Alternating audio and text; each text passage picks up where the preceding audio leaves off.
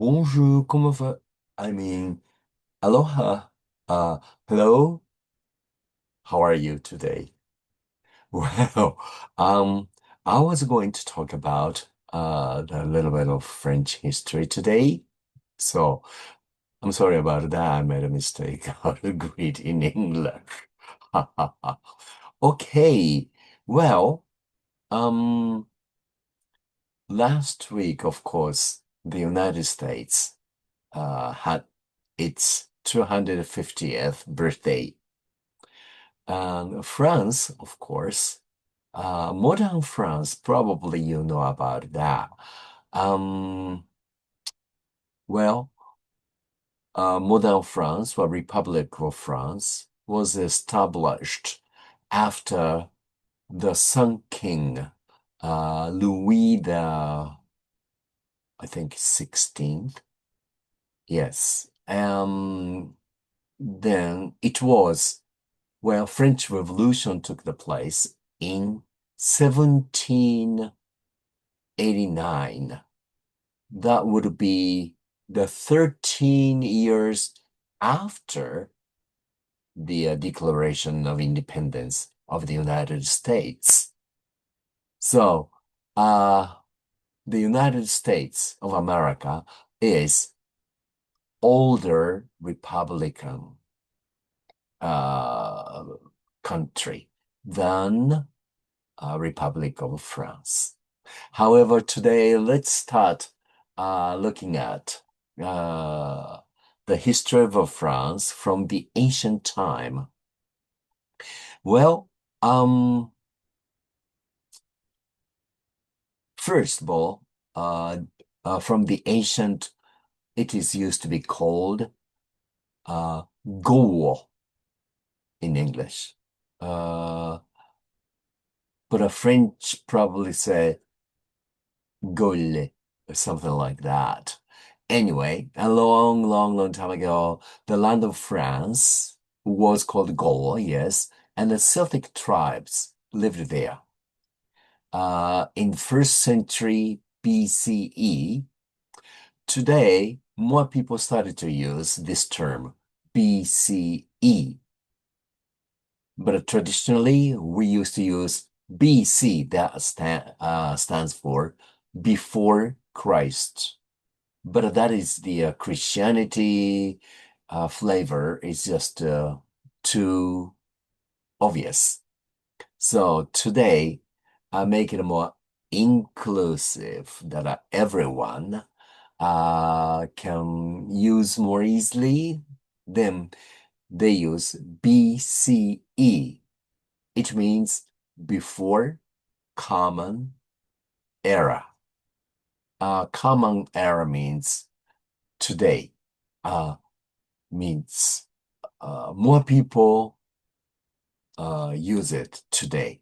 So uh, before more common era, that is the many countries are now using, except a few countries which have the emperors or the kings, and they use their own system like Japan.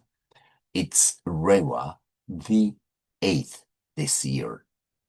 Uh, when the emperors change, the name of the era also changes into something else too. And I think those traditions is beautiful, I guess. Not many countries are doing it. Anyway, so let's go back to the history of France. I'm sorry. Uh, okay.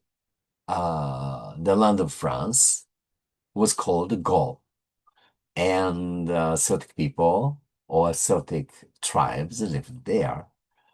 But in the first century BCE, Julius Caesar, probably you know it, uh, and his Roman army took over Gaul. For hundreds of years, Roman culture grew there.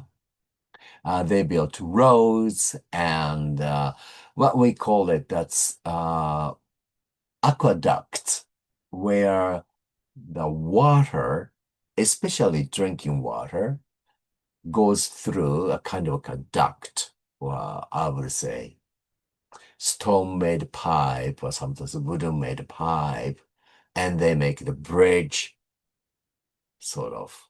And over the bridge, top of that, they make sort of like a tilted a little bit so that water would flow. Romans made those kind of things everywhere in Europe, remember? Okay, and also brought a Latin language as well. And this language later became uh, French, of course. When the Roman Empire fell, then now Germanic tribes moved in. One group was called the Franks, and France got its name from those people. The king, Clovis the First, brought the tribes together and it became a Christian around the, let's say, 500. Then later, uh, around the year 800, a famous, uh, Frankish king named Charles the Great became the emperor of the Romans. Then he ruled a, really, really wide, huge area that became the start of modern France and Germany. Then the Middle Ages and the talk about uh, the Hundreds Years War. That is during the Middle Ages, France used the really strict system of locals and the king knights.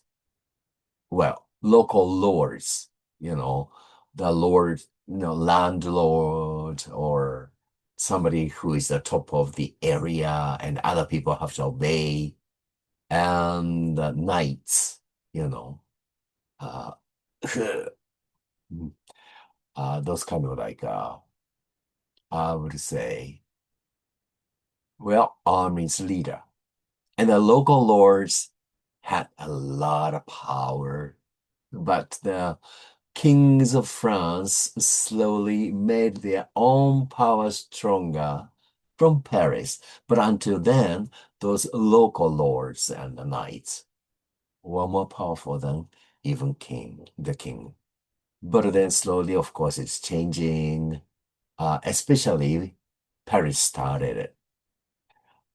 At this time, people built beautiful, sort of tall church buildings like Notre Dame, you say in America, Notre Dame, which of course burnt a few years ago, and everybody cried.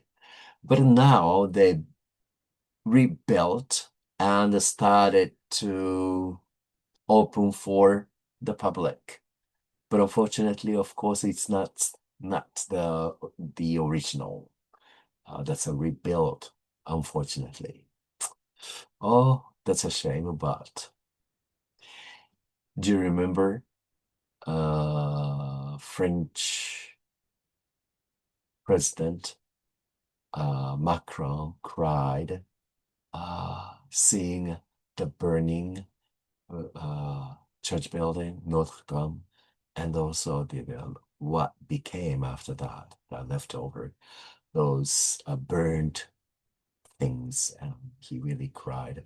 That made me also cry as well.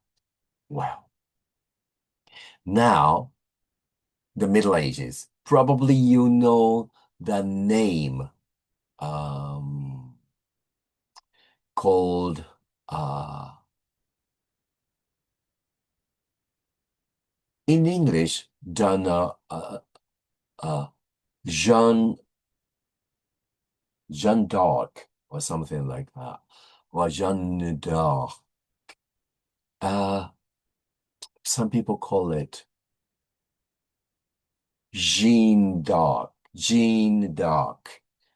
in English, I guess, but it's a Jeanne d'Arc. Uh, of course,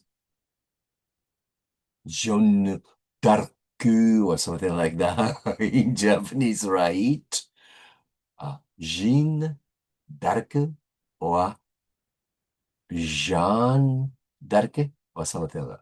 But Jeanne d'Arc or Jeanne d'Arc, that is the heroine of France that time. Probably you know the Les Miserables. That is the musical as well as the story, the books, the theater, musicals, movies, etc. During the 14th and 15th century. It was really, really difficult in France. There was a terrible sickness called the Black Death. Many people died, of course.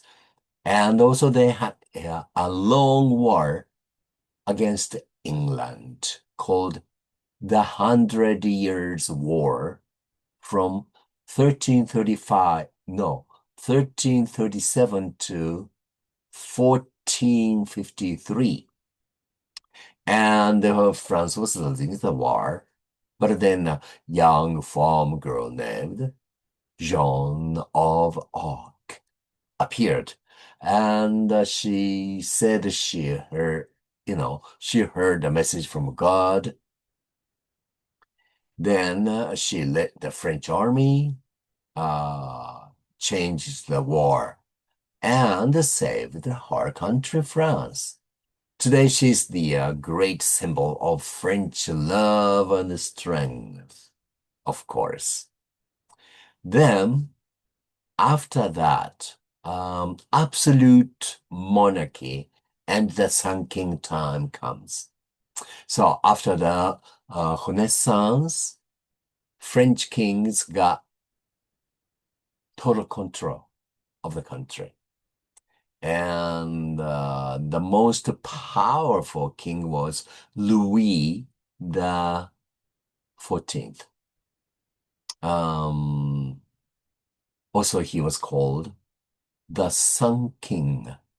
He ruled for a very, very long time, 72 years. That's a pretty long time as a ruler. And he famously said, I am the state. It means that he made all the rules of France. And the King Louis continues. Then Louis the 14th also built the beautiful palace of Versailles, and he wanted to show everyone that France was the center of Europe, culture, European culture, as well as in the area of Europe, art, food, politics, etc. And some people all over Europe spoke French to be fashionable, but while King lived a very rich life, and the wars and expensive palace cost too much money. And of course, the ordinary people have to pay a lot of tax to let those royal family keep their lifestyle and continue sending the soldiers outside of France, inside of France, feeding them, buying the horses, training them, a lot of money for those armies, and plus, of course, art, food, music, clothing, building, beautiful decoration. That's just too expensive. And in the meantime, older people were having a very, very difficult time, not having enough food or drink or food, clothing. Top of that, they have to pay a lot of tax just for them. Terrible, isn't it? Anyway, so that made, the country having too much debts. And the ordinary people became very, very angry, naturally, of course. Then what happened? Well, there are three words that is the color of the French flag: liberty, equality, and fraternity. French Revolution, of course. And by 1782, no, 1789, the poor people were really starving and had to pay too much tax or too many taxes. So they could not take it anymore. So they started the French Revolution, a major event that shocked the world. Was especially the people attacked the famous prison called the Bastille and took power away from the king and cheered for their new ideas: liberty, equality, and fraternity. Means freedom, fairness, and brotherhood or sisterhood. Well, uh, neighboring loving, yes. And the King Louis the 16th and Queen Marie Antoinette were killed, where they used the guillotine. So they were guillotined, means sort of like their head was chopped off. That was scary. And it was the violent time as well. Well, anyway, after that, well, the leader helped to settle the country. He's from Corsica Island. His name was Napoleon Bonaparte. And Napoleon took the control of the France, of course, and made himself emperor in 1804. And he won many wars and took over most of Europe. And he also shared the French laws and ideas to many parts of Europe. And finally, he was defeated at the end. Well, Bastille of Waterloo in 1815.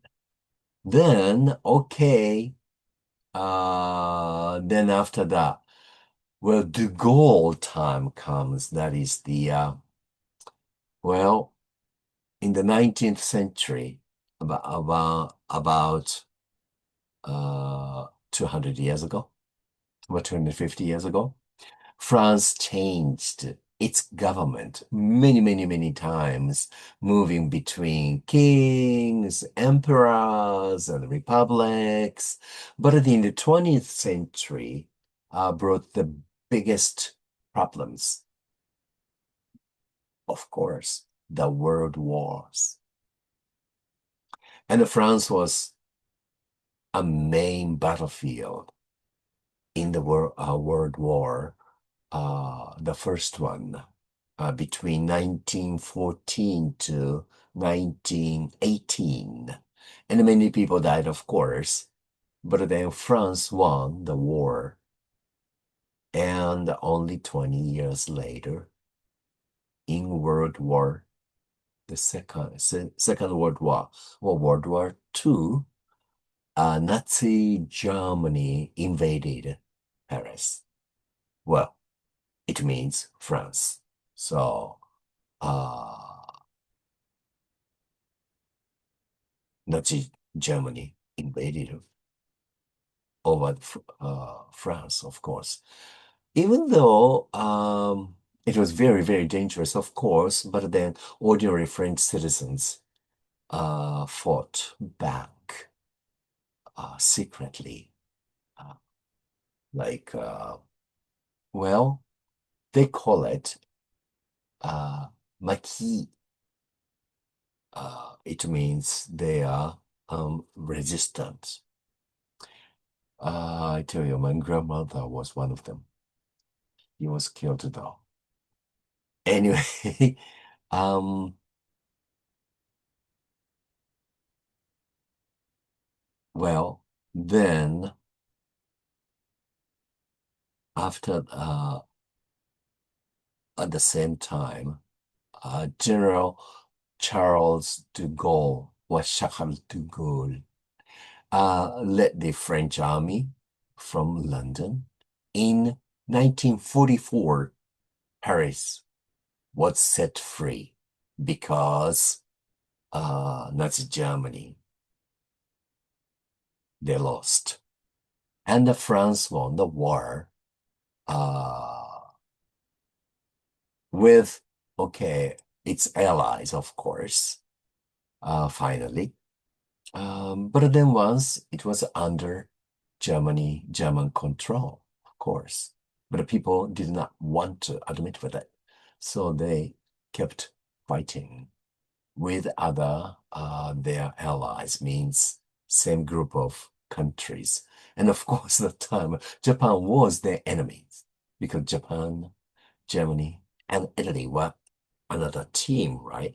And the rest of the world were against those three countries. Okay, now modern Republic of France and the global legacy. That is the after that war, France helped start the European Union to keep peace in Europe. And it was 1958, only 1 year before Hawaii became a state of the United States. Well, the man Charles de Gaulle was Charles de Gaulle created a new government system, the Fifth Republic, it is called, and France still uses this presidential system today. Now, France is a modern country with people from many different backgrounds, and it has new problems in the 21st century. Well, like economic and social changes. But then France always protects human rights, democracy, beautiful culture, and great food, of course. So that's about the 1,500, nearly 2,000 years of French history in such a short time. But I would say, au revoir, vive la France, et à tout à l'heure. See you later. Bye for now. Take care of yourself and, well, aduma.